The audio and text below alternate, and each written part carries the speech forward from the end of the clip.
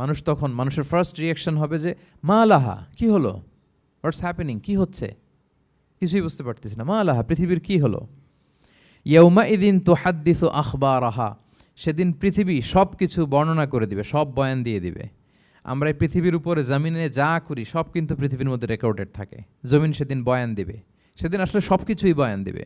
জমিন বয়ান দিবে, হাত পা সাক্ষী দিবে, যেখানে মানুষ যে সমস্ত জিনিসের মাধ্যমে, যেই টুলসগুলোর মাধ্যমে পাপ করেছে, অন্যায় করেছে, সব কিছু সেদিন সাক্ষী দিবে। আর সব সাক্ষীর বড় সাক্ষী হবে সেদিন এই জমিন। জমিন হবে সেদিন রাত সাক্ষী। জমিন হবে কি সাক্ষী? রাত সাক্ষী। ইয়াউমা ইদিন তুহাদ্দিসু আখবারাহা, আল্লাহ জমিনকে বলবে এবার তুমি পাপের বয়ান দাও। রাত সাক্ষী হয়ে তুমি বয়ান দাও, কি কি ঘটেছে তোমার উপরে। কারণ আমরা যত পাপই করি না কেন, যত কাজই করি না কেন, সব জমিনের উপরই করি, তাই না? তো জমিন সেদিন বয়ান দিবে, সাক্ষী দিবে। ইয়াউমা ইদিন তুহাদ্দিসু আখবারাহা। জমিন কিভাবে সাক্ষী দিবে, জমিন কিভাবে কথা বলবে? আল্লাহ তাআলা বলছেন বিআন্না রাব্বাকা আওহা লাহা, কারণ তার রব জমিনকে সেদিন কি করেছে? আদেশ করেছে, প্রত্যাদেশ করেছে। আল্লাহ তাআলার আদেশে জমিন সেদিন কথা বলবার সুযোগ পাবে, সব বয়ান দিবে কি কি হয়েছে জমিনের ভেতর, কি কি অন্যায় হয়েছে, কি কি পাপ হয়েছে, কি কি সংগঠিত হয়েছে, সব ধরে ধরে জমিন সেদিন বর্ণনা করবে। তাহলে প্রথম 5টা আয়াত আমরা বলে ফেললাম, যে প্রথম 5টা আয়াতে কিয়ামতের বিভীষিকামী পরিস্থিতির একটা পিকচারাইজেশন পাইছেন আপনারা? হ্যাঁ, ভয় লাগতেছে আপনাদের? ভয় লাগতেছে? সেদিনকার পরিস্থিতি কেমন হবে খুব সংক্ষিপ্ত পরিসরে একটা বর্ণনা আমাদের সামনে আসছে না? এই 5 আয়াতে চলে আসছে। কিন্তু ভয়ঙ্কর হবে সেই দিনটা, কেউ কাউকে চিনবে না। ইয়াউমা ইয়াফিরুল মারউ মিন আখিহি ওয়া উম্মিহি ওয়া আবিহি ওয়া সাহিবাতিহি ওয়া বানিহি লিকুল্লি ইমরিইম মিনহুম ইয়াউমা ইদিন শা'নু ইউগনি।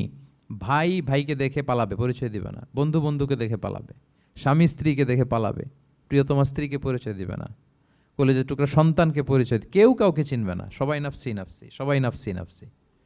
কোনো পোশাক ছাড়া বস্ত্রহীন হয়ে উঠবে। আম্মাজান আয়েশা রাদিয়াল্লাহু তাআলা আনহা বিষ্ণু ইসলামকে বলবেন, ইয়া রাসূলুল্লাহ, তাহলে মানুষ কি লজ্জিত হবে না বস্ত্রহীন অবস্থায় উঠলে? তখন রাসূল সাল্লাল্লাহু আলাইহি ওয়াসাল্লাম বললেন, লিকুল্লি ইমরিইম মিনহুম ইয়াউমা ইদিন শা'নু ইউগনি। প্রত্যেকের এমন একটা ভয়ঙ্কর অবস্থা হবে যে তার গায়ে কাপড় আছে কি নাই, সে কীরকম অবস্থায় আছে এটাই সে ভুলে যাবে। মানে ওই টেন্ডেন্সিই তার থাকবে না, এত ভয়ঙ্কর হবে সেদিনটা। সেই ভয়ঙ্করতম দিনে আল্লাহ তাআলা আমাদেরকে হেফাজত করুক। আল্লাহর হাবিব সাল্লাল্লাহু আলাইহি ওয়াসাল্লাম বলেছেন, সে ভয়ঙ্করতম দিনে আল্লাহর সুশীতল আরশের নিচে 7 শ্রেণীর লোকজন ছায়া পাবে। ওই 7 শ্রেণীর অন্তর্ভুক্ত যেন আমরা হতে পারি, আল্লাহ তৌফিক দান করুক। পরের 3 আয়াতে কি নিয়ে আলোচনা করা হয়েছে বলেন তো দেখি, মনে আছে কিনা? হ্যাঁ, আমল কিভাবে পেশ করা হবে, আমল নামা, সেটা নিয়ে আল্লাহ তাআলা বলেছেন। আল্লাহ তাআলা শুরু করছেন, আল্লাহ বলছেন যে ইয়াউমা ইদি ইয়াসদুরুন নাসু আশতাতা, সেদিন মানুষগুলো দলে দলে বের হবে, দলে দলে এসে বের হবে। কেন? লিউরাউ আমালাহুম, যাতে করে তাদের আমল নামা তাদেরকে দেখানো যায়। তার মানে কি করেছি সেদিন আমল নামা আমরা দেখব। ইয়াউমা ইদি ইয়াসদুরুন নাসু আশতাতাল লিউরাউ আমালাহুম, যাতে করে তাদের আমল নামা তাদেরকে দেখানো যায়। তার মানে সেদিন আমরা আমাদের আমল নামা দেখব, কি করেছি না করেছি সব সেদিন সে আমল নামায় থাকবে। তো আমল নামাটা 2 ভাবে দেয়া হবে, হাদিসে এসছে, কোরআনের আয়াতও এসেছে।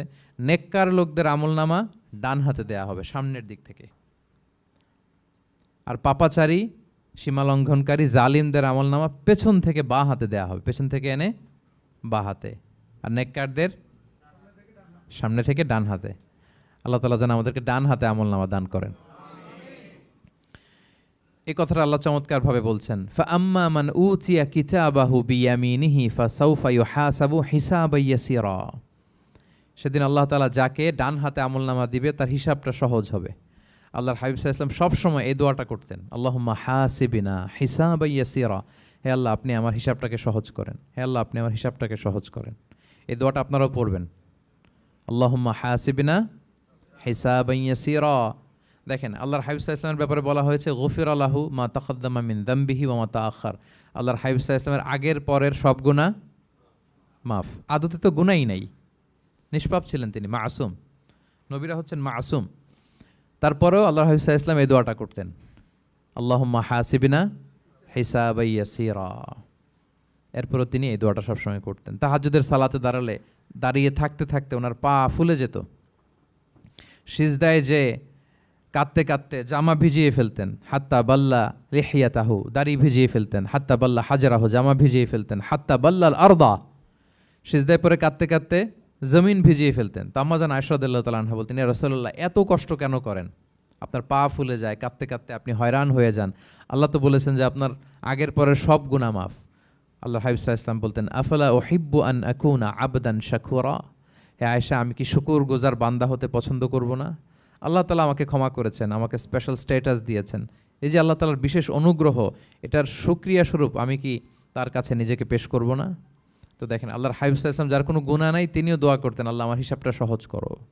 সেদিন যার হিসাব সহজ হবে তার জন্য সব কিছু মিলে যাবে, তার মুক্তি। আর যদি আল্লাহ হিসাব কঠিন করে, হাদিসে এসেছে, আল্লাহ যদি কাউকে জিজ্ঞেস করে, মান নুকিশা উযযিবা, নুকিশা এসেছে নিকাশ থেকে। আমরা বাংলা একটা কথা বলি না, হিসাব নিকাশ, নিকাশ বলেন আপনারা, নিকাশ, হিসাব নিকাশ বলেন, নিকাশটা আরবি শব্দ। মান নুকিশা উযযিবা, যার নিকাশ নেওয়া হবে, হিসাব নিকাশ নেওয়া হবে, উযযিবা, তাকে আল্লাহ শাস্তি দেবে। যদি বলে এটা করলা কেন, ওখানে গেলা কেন, এটাতে জড়িত হইলা কেন, এই কেন কেনর প্রশ্ন বানে যদি আল্লাহ তাআলা আমাদের জর্জরিত করেন, তাহলে অবস্থা খারাপ। আল্লাহ আমাদেরকে হেফাজত করুক। যাকে আল্লাহ তাআলা অনুগ্রহ করবেন, অনেককে আল্লাহ তাআলা এইভাবে অনুগ্রহ করবেন। আল্লাহ বলবেন, তুমি যে এই পাপটা করছিলা মনে আছে? তখন বান্দা বলবে, আল্লাহ মনে আছে, আমি স্বীকৃতি দিচ্ছি, অ্যাকনোলেজ করছি, আল্লাহ আমি পাপী, আল্লাহ আমি ভুল করে ফেলেছি। আল্লাহ বলবে, এটা দুনিয়ার কেউ জানে না, আজকে আমিও জানাবো না কাউকে, যাও তুমি আমার এই ডান হাতের নিচ দিয়ে জান্নাতের ভেতরে ঢুকে যাও। আল্লাহুম্মা জাআলনা মিনহুম, আল্লাহুম্মা জাআলনা মিনহুম, আল্লাহুম্মা জাআলনা মিনহুম ইয়া রাব। আল্লাহ তুমি আমাদেরকে তাদের অন্তর্ভুক্ত করো, আমরা পড়ি আমিন।